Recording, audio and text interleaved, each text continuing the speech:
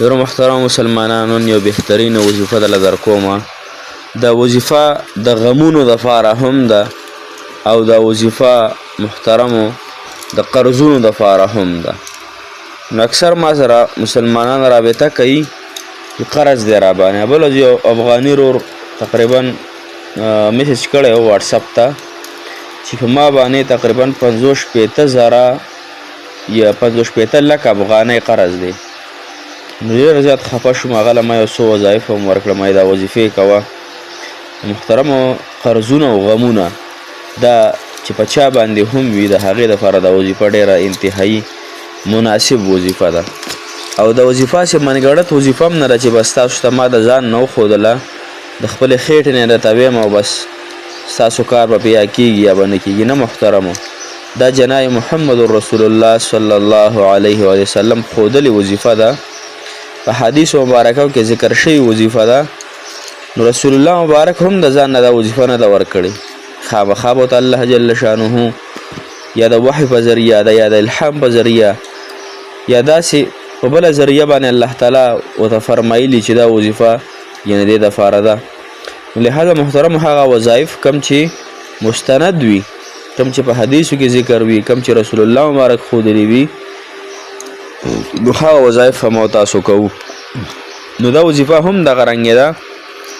که مسلمانان چې هغه حاجتمند دي، غمونو کې ګیر دي، تمام غمونو او پریشانونو باندې الله تعالی نجات درکړي، او خصوصا قرض چې د هغې نه هم الله تعالی نجات درکړي. او دا جناب محمد رسول الله صلی الله علیه وسلم حضرت ابو امامه رضی الله تعالی عنه ته ښودلې وه چې دا دعا سحر او ماښام 7 مرتبه وایه. سحر او ماښام 7 مرتبه، سحر مونځ نه پس 7 مرتبه او د ماښام د مونځ نه پس 7 مرتبه. نو داسې دومره ګرانه نه ده ښه. خو تاسو وایئ چې زموږ د تمام غمونو او پریشانۍ ختمې شي، موږ د الله تعالی نجات راکړي، نو دا وظیفه سحر مونځ نه پس وپېرئ، ماښام مونځ نه پس وپېرئ. انشاءالله دا تاسو وایئ، الله جل شانه نه پوره امید دی الله تعالی به تاسو له ډېر خیرونه درکړي، تمام غمونو او پریشانونو به الله تعالی نجات درکړي، او قرضونه هم الله جل شانه داسې ختم کړي چې ستاسو په وهم او ګمان کې به هم نه راځي. السلام علیکم ورحمت الله وبرکاته. ډېرو معزز محترمو قابل قدر مسلمانان رونو خویندو، هغه مسافر کم چې به هر وطنونو کې د الله تعالی د ټولو مسافرو حامی او ناصر مددګار شي. الله تعالی مو په دنیا او آخرت دواړو کې چمکا وکړه. الله تعالی ستاسو ټول غمونه، تکلیفونه، پریشانۍ د الله تعالی ختم کړي.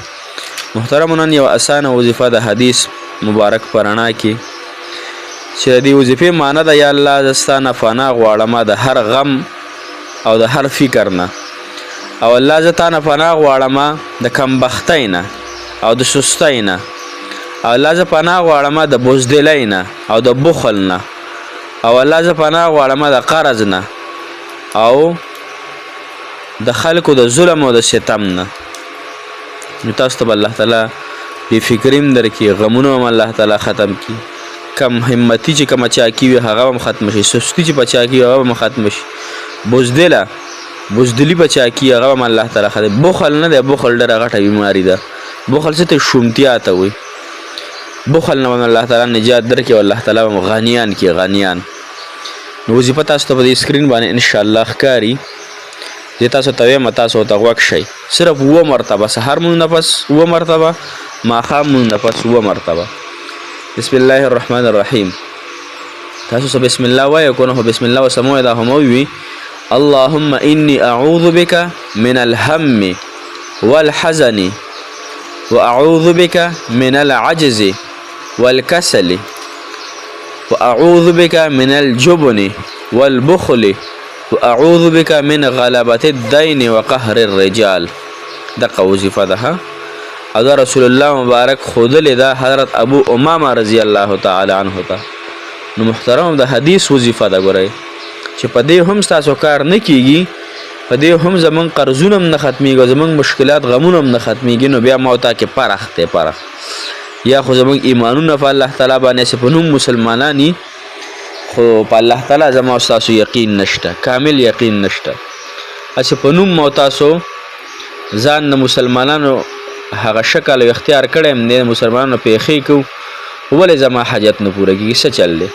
الله تعالی نعوذ بالله کمزور شوی د الله تعالی خزانه کمزوري شوی الله تعالی سره وسعت نشته پراخي نشته دی بل سدي ولې نه پوره کیږي د الله تعالی هغه الله دی کم چې د محمد رسول الله صلی الله علیه وسلم په زمانه کې الله هغه الله دی کم چې د اول نه موجودو الله هغه الله دی چې ابراهیم علیه السلام په اور کې فالل دی الله هغه الله دی چې اسماعیل علیه السلام حفاظت د جړې لاندې کړي الله جل شانه هغه الله دی چې حضرت موسی علیه السلام له په دریای قلزم کې هغه 12 لارې ورکړي الله تعالی هغه الله دی محترمو چې جناب محمد رسول الله صلی الله علیه وسلم حفاظت کړي الله هغه الله دی چې آدم علیه السلام د مور او پلار نه بغیر پیدا کړي الله هغه الله دی چې حضرت عیسی علیه السلام بغیر د پلار پیدا کړي الله هغه الله دی محترمو چې د اول نه موجود دی اوس هم موجود دی او راتلونکي هم موجود دی الله تعالی په ذات کې نه کمی شته نه براش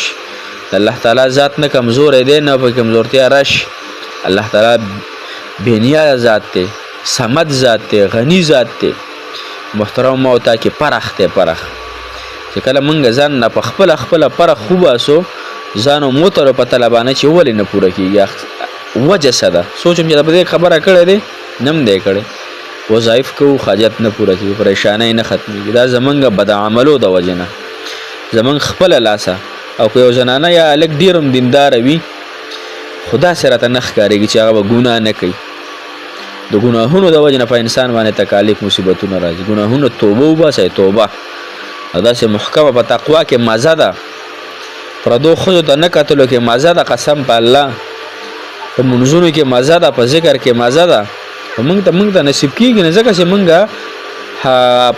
په طریقه کار نه کوو موږ ځان خلاصې کو وظیفه مو کړو کارونه شو وظیفه پوره ته وظیفه کاته چې کلم ځان ټیک کو کنه الله تعالی دروازې په خپل موتاش ته کولوي پوه شو ځان ټیک کو اول ګناهونه ټول پرېږدو 15 وخت مون شروع کو الله تعالی سره محبت کو د جناب محمد رسول الله صلی الله علیه وسلم یو سنت ژوندې کو ځان خپل اصلي مقصد اصلي کار خپل اخرت وګرځو چې دنیا خپل مقصد ګرځول الله وي د مخ کې دنیا مخ کې دی ورپسې څوک چې وایي چې بازار دنیا ډېر راوګټم دنیا خو 50 کاله ژوندۍ ده په شرق دنیا ولې خپل آخرت خپل قبر خپل منزل مقصود چې کوم زمونږ دی اصلي هغه ټیک کو ځان مونږ دنیا را نه یو دوه قسم په الله خطا کړي سو کوئی دا مې ونه کړو سو کوئی دا ونه شو سو کوئی نوکری ونه شو سو کوئی اسمان ونه شو سو کوئی ځمکه ونه شو ته د الله تعالی په نعمتونو راضي نه راضي الله چې کوم نعمتونه درکړي په غیر راضي نه راضي ناشکر ای مونږ ناشکر